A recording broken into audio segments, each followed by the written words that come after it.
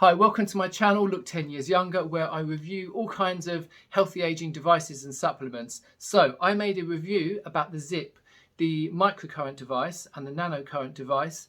I made the review a few months ago and I've been using this for 7 months. So this video aims to give you some really helpful tips that I've found which will enable you to get a better experience, more efficient and quicker results. So if you haven't watched the original video about this device, then please check that out before you watch this, because you probably won't understand what the hell I'm talking about. So the first tip is that when I first started doing this, and by the way, I use the Works program the most, which is a 15-minute program. One of the things that the lady does on the app, she tells you to go back and forward on this area underneath your eyes. So I've got two issues with this. Firstly, I feel that it's kind of pulling the skin too much. And secondly, whenever you're talking about lymphatic drainage, you always move outwards like this. You go outwards and down, outwards and down. You would never push the lymph fluid back that direction, because you're going to 100% give yourself puffy eyes. And that's what I had for the first month of using this, and I thought there must be a reason why she's saying go inwards, but it just gave me puffy eyes. So go outwards like this and you will avoid getting puffy eyes. That's my tip number one.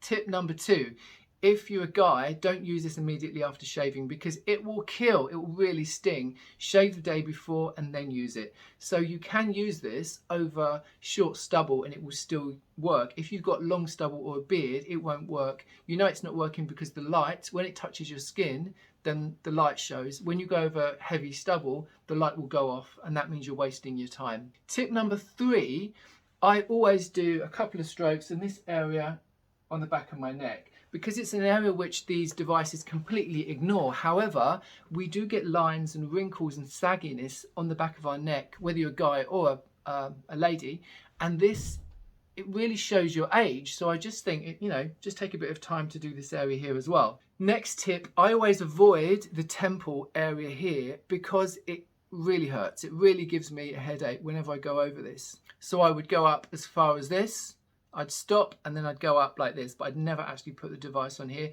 That goes for all microcurrent devices. I don't know why, maybe it's just me, but it does give me a headache. Next tip, it's really annoying when you're using this and then you lose the charge. It just goes dead halfway through a treatment. It's so annoying because you have to plug it in and wait 45 minutes for it to charge again. So even when it doesn't need charging, just keep it charged up, and it avoids that really annoying,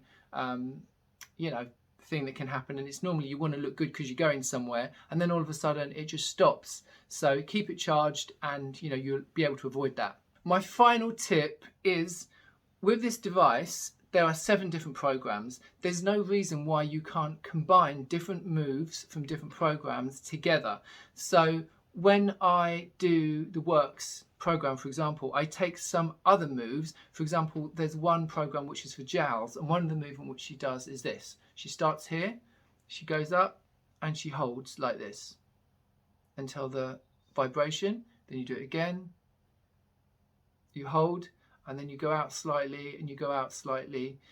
This is one of the best, most effective moves for me, because it really lifts this whole jaw area. So for me, whatever program I'm doing, I always include that. And always remember that everyone's face is different, and some movements are going to work better for other people and some are going to waste your time. So whatever you see is giving you good effects, kind of make your own program.